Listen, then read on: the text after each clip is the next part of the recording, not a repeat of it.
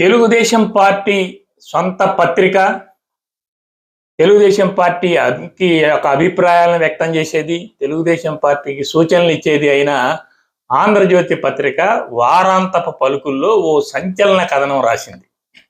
అందులో రాష్ట్రంలో 16 మంది ఐఏఎస్లు, వారి భార్యలు స్వయంగా ఆఫీసులు తీసి కొన్ని స్టార్ హోటళ్లలో మకాములు వేసి రాష్ట్రంలో జరిగే అవినీతి మొత్తానికి కేంద్రంగా ఉన్నారు.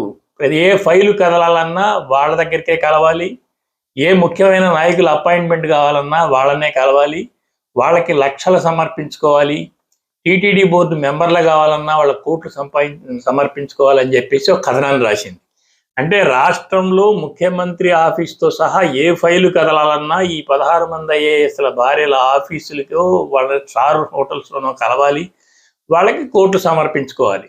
ఈ సమర్పించుకున్న కోట్లన్నీ వీళ్ళు విజయవాడ, బెంగళూరు, హైదరాబాద్ లాంటి నగరాల్లో రియల్ ఎస్టేట్లోనూ, బోటిక్కుల్లోనూ, ఈ పాల వ్యాపారంలోనూ పెడుతున్నారని చెప్పి ఈ కథనం రాసింది. ఒకప్పుడు ఈ ఐఏఎస్ ఆఫీసర్లంతా కూడా చంద్రబాబు నాయుడు చూసి చూడని తనం, ఉదాసీనత వల్ల ఇలా చెలరేగిపోతున్నారు. గతంలో జగన్మోహన్ రెడ్డి దగ్గరికి కలవడానికి, జగన్మోహన్ రెడ్డితో యాక్సెస్ తీసుకొని చనువుగా ఉండటానికే వీళ్ళంతా భయపడేవాళ్ళు, జగన్మోహన్ రెడ్డి వీళ్ళందరూ దగ్గరికి రానిచ్చేవాడు కాదు అని ఆయన జగన్మోహన్ రెడ్డిని పరోక్షంగా ప్రశంసించాడు. అయితే ఇక్కడ చంద్రబాబు నాయుడు ఉదాసీనత అంటే వాళ్ళని చూసి చూడనట్టు వదిలేయటం వల్ల వాళ్ళు అవినీతికి పాల్పడుతున్నారు, కోట్లు దండుకుంటున్నారు అని ఆయన చెప్తున్నాడు. వాస్తవం ఏమిటి? ఒక రాష్ట్ర ముఖ్యమంత్రికి రాష్ట్రం మొత్తంలో చీమ చిటుకుమన్న కూడా తెలుస్తుంది. వేల కోట్ల రూపాయలు సమర్పించుకొని ప్రజలకి ఎన్నికల్లో ఖర్చు పెట్టి గెలిచిన ఒక ముఖ్యమంత్రి అమాయకుడా? ఒక ముఖ్యమంత్రికి తెలియకుండా ఒక మంత్రి, ఒక ఎమ్మెల్యేనో హద్దు మీరి డబ్బు కొట్టేసి ముఖ్యమంత్రికి ఇవ్వకుండా ఉంటాడా? అలా జరిగితే ఆ ఎమ్మెల్యే ఎప్పుడైనా సస్పెండ్ అవుతాడు, అసలు ఆ మంత్రి తిరిగి మంత్రివర్గ సమావేశంలోకి రాడు. రాష్ట్రంలో ఏం జరిగినా ముఖ్యమంత్రికి సింహభాగం వెళ్తుంది. ముఖ్యమంత్రి దగ్గరికి మూటలు మోసుకు వెళ్లే వాళ్ళకి ఆ మూటలలో నుంచి జారిపడిన చిల్లర మాత్రమే దక్కుతుందనేది వాస్తవం. అందుకే ముఖ్యమంత్రులు లక్షల కోట్లు సంపాదిస్తూ ఉంటారు.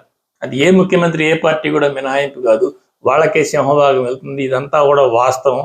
పత్రికల్లో పెద్దగా అప్పుడప్పుడు ప్రస్తావిస్తారు కానీ పెద్దగా రాయరు. అలాంటిది 16 మంది ఐఏఎస్లు కూర్చొని ముఖ్యమంత్రి ఆఫీసులో ఫైల్ కదలాలన్నా వీళ్ళకి డబ్బు సమర్పించుకుంటున్నారంటే వీళ్ళు చెప్పినట్టు ముఖ్యమంత్రి ఆఫీసులో ఫైళ్లు కదులుతున్నట్టే కదా అర్థం. వీళ్ళు చెప్పినట్టు అక్కడ సంతకాలు నడుస్తున్నాయంటే వాళ్ళు చెప్పబట్టే కదా వీళ్ళు ఇక్కడ వసూలు చేస్తున్నారు. అంత చిన్న లాజిక్ని ఆంధ్రజ్యోతి ఎందుకు మర్చిపోయింది?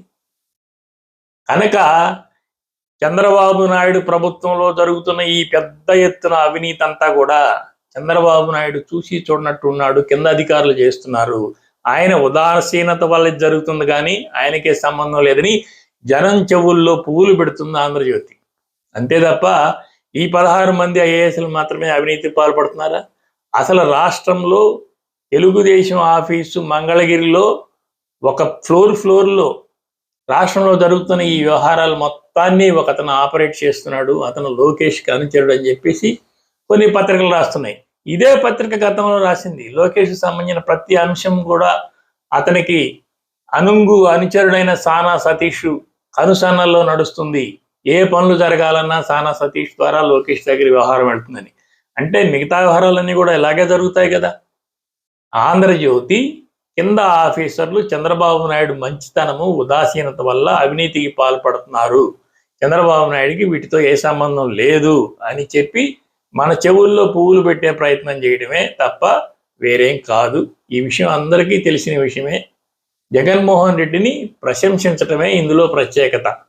గతంలో ఏ ఆఫీసర్లు చంద్రబాబు నాయుడు వచ్చేవరకు వీళ్ళందరూ దశ తిరిగింది.